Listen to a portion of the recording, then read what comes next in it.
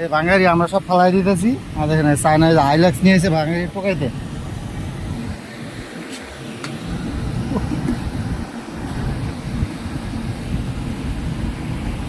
বাঙালি সব দোকান পরিষ্কার করে ফালাই দিলাম আর এই যে চায়না হাইলাক্স নিয়ে পড়ছে বাঙালি টোকাইতে।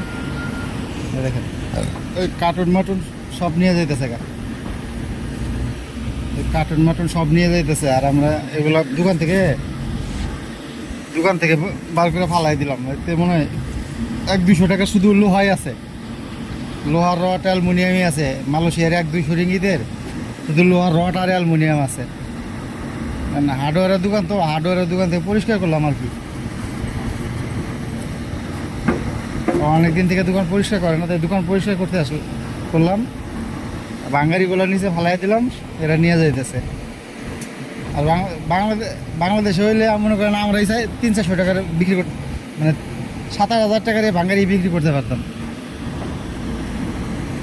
কিন্তু মালয়েশিয়াতে এই সিস্টেমটা নাই, বাঙালি বিক্রি করা যায় না। অন্য অন্য দেশে দেখি প্রবাসীরা বাঙালি বিক্রি করে, কিন্তু মালয়েশিয়াতে এই সিস্টেমটা নেই। আমরা ওই বাঙালি ধরতে যাই না, ধরতে গেলে আমরা বিক্রি করতাম। এই যে দেখেন কার্টুন এবং মালাই এই যে চায়না এই যে বাঙালি দেখা হাইলাক্স নিয়ে এসে গিয়া আমাকে ফালাই দেওয়া দেখে যে হাইলাক্স নিয়ে দেখেন টোকা নিতে আছে।